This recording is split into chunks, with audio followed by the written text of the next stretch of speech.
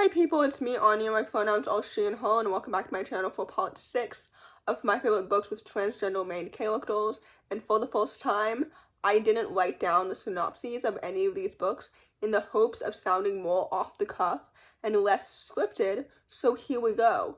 The first book on this list is called Jamie, and if I'm remembering correctly, this story is a middle-grade contemporary following a young non-binary main character who must decide which school they want to go to when transitioning into year 7 because the schools are segregated by boys and by girls, but since Jamie is neither, they have to choose. I don't know if that makes any sense. This book is so good. Also, this book is set in the UK, by the way, because I think the author is British. I also think that this is their first contemporary book. I'm not completely sure, but I've only read middle-grade fantasies by them in the past, which, by the way, were so good. But anyway, this book was absolutely so excellent, and I really, really enjoyed it. First of all, the queer representation was fantastic, and it was so good, and it was so thought out. I think the author is also transgender themselves, if I'm not mistaken. But anyway, the plot was so engaging, the characters are so well developed and so distinct. I loved the friendships so much. This book is so wholesome and it's so good. I just really, really enjoyed it. So anyway, with that said, I would definitely highly, highly recommend it. The next book on this list is called Lunar Boy, which the synopsis for this book is going to sound still very scripted because I've talked about this book literally so many times on my channel before. So anyway, this story is a middle-grade urban fantasy graphic novel, contemporary, because it follows a young transgender main character who's from the moon and he transfers to the earth, and it's about like finding home and finding community, and this book is so good. First of all, the illustrations are unbelievably so pretty and so beautiful. The story itself is also so wonderful. Like, the queer representation is fantastic and it's excellent. The romance is so cute and it's so wholesome. It kind of has the same vibe as like the romance from like The Language of Seabirds, or like that Phil Stamper middle grade book that I can't remember the name of right now. You know what I mean? Like, it's so cute. It's so well done. Small Town Pride. That's what that book is called. But anyway, the romance is adorable. The characters are so well developed and so distinct. This book is absolutely so amazing and it's so well done. There's a reason why I keep talking about it and keep mentioning it in like every other video this year, because it's absolutely so fantastic and I just really, really enjoyed it. So anyway, with that said, I would definitely highly, highly recommend it. The next book on this list is called Come Out, Come Out.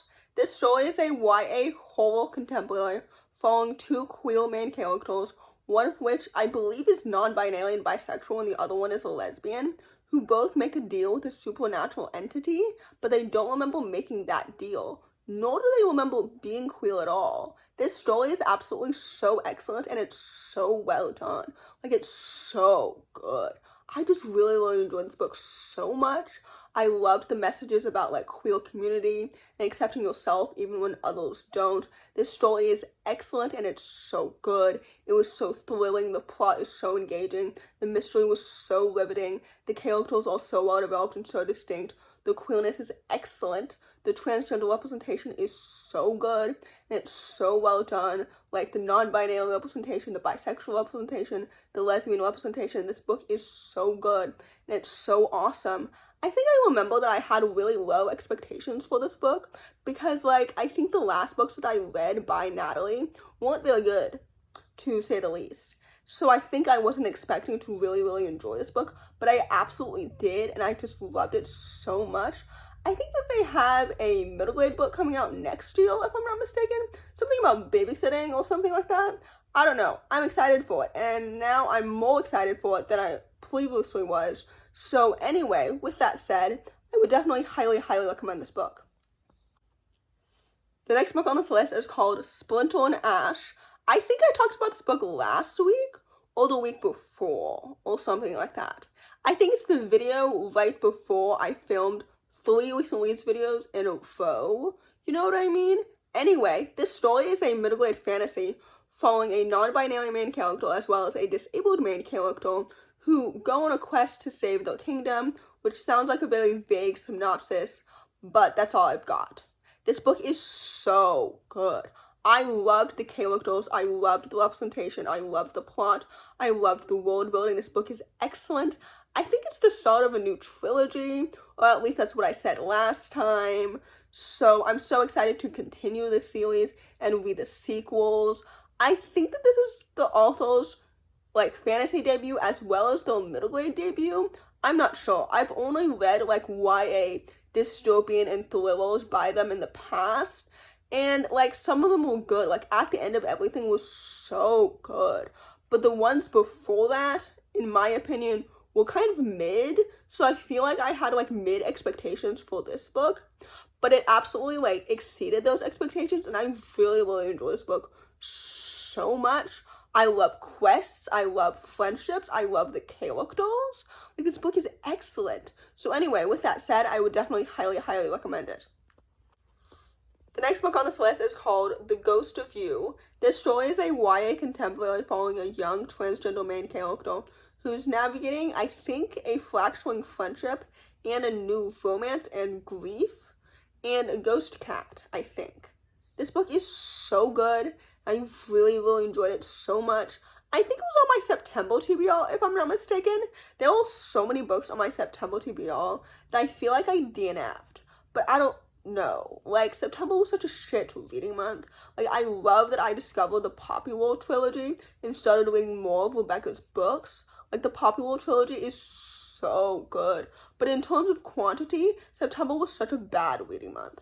But anyway, I digress. The Ghost of You was so good. I really enjoyed it so much. I think, like, I've read a book before by this author, and I think I rated it 4 stars, but I can't remember the title or the synopsis or anything like that. Although if someone told me the title, I would probably be like, oh yeah, I remember it now. You know what I mean? But, like, I've read so many books in the past that I just can't remember. So anyway, I digress again. Basically, this book was so good. The characters are so well developed and so distinct. The romance is so cute and so well paced. The plot is so engaging. I love the friendships. I love, like, the friend group. Like, the characters are so well developed and so distinct. The queer representation was awesome across the board. So anyway, with that said, I would definitely highly recommend it. The next book on this list is called Rules for Ghosting. This story is an adult contemporary romance following a bisexual Jewish transgender main character who's helping out at his family's funeral home because his parents are suddenly getting divorced, and also he can see ghosts, which is definitely not the synopsis I said the first time when I read this book back in August or September or whenever I read it. But this book is excellent. It is so good, and I really enjoyed it so much. First of all, the queer representation is fantastic, and I loved it. Second of all, the romance is adorable, and it's so cute. Historically, I don't really read adult books, but this book was excellent. I loved the family dynamics. I loved the funeral home atmosphere, like, no pun intended, but the author really brought it to life because it was so good. The fact that the main characters can see ghosts is so interesting and so fascinating. I loved his relationship with his siblings as well as with his parents. The plot is so engaging and so fantastic. This book is so good. And it absolutely deserves all of its hype and so much more because I truly, really enjoyed it so much. So anyway, with that said, I would definitely highly recommend it. The next book on this list is called Just Ash. This story is a YA contemporary following a young intersex main character whose identity as intersex has never really seemed like a big deal to him until he has his period in front of a bunch of people, and nobody quite knows how to react. This story is absolutely so excellent, and it's so good. First of all, I believe this is the only book that I've ever read with an intersex main character, and I truly felt for Ash's, like, emotions from the beginning to the end. Like, this book is so good. The characters are so well developed and so distinct. Like, I loved his friendships with Michelle. Like, the romance is so cute and it's so adorable. The plot is so engaging and so well done. I loved his relationship with his sister. This book is so good, and I would highly recommend it for fans of, like, I Wish You All the Best, and also, like, other books like that. You know what I mean? This book is excellent. It's so good. and I just really, really enjoyed it. It's definitely really underrated. And I think a part of that comes from the fact that it was published outside of the United States, and like most people read books that are published in America if they are American, you know what I mean? And like American books are more popular than like UK books or anything like that. But anyway, I digress. And like I'm biased in saying that because like I'm American, so like I pay attention to like American trends or whatever. But anyway, the point is, this book is so good, it's so underrated, and it deserves so much more hype. So with that said, I would definitely highly, highly recommend it. The last book on this list, and certainly not the least, is called Compound Fracture.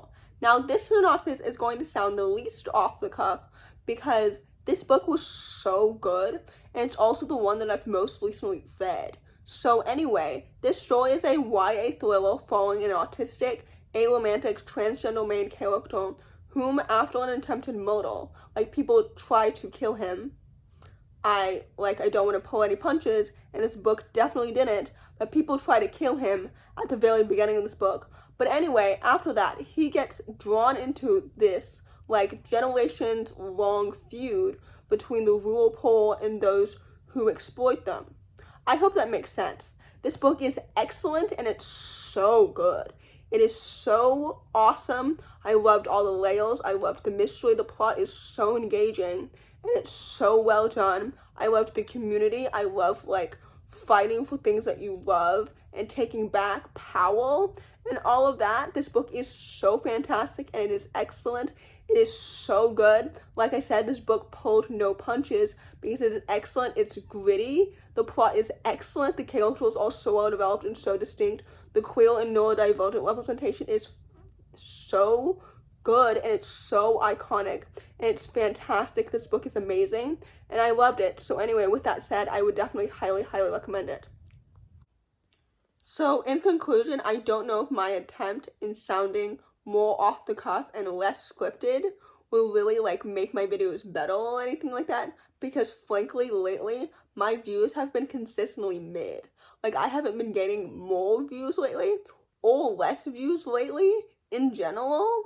So anyway, at this point I feel like it's like beating a dead horse when it comes for me to like gain more subscribers and more like consistent engagement, if that really makes any sense. But anyway, in conclusion, if you enjoy this video, I hope this video helped diversify your bookshelf. Happy LGBT plus History Month, and I really hope that you enjoyed it. And if you did, please don't hesitate to give it a big thumbs up. Comment down below the ladybug emoji if you made it all the way to the end of the video. Thanks for watching. Subscribe to my channel if you're new, and I'll see you in my next video. Bye!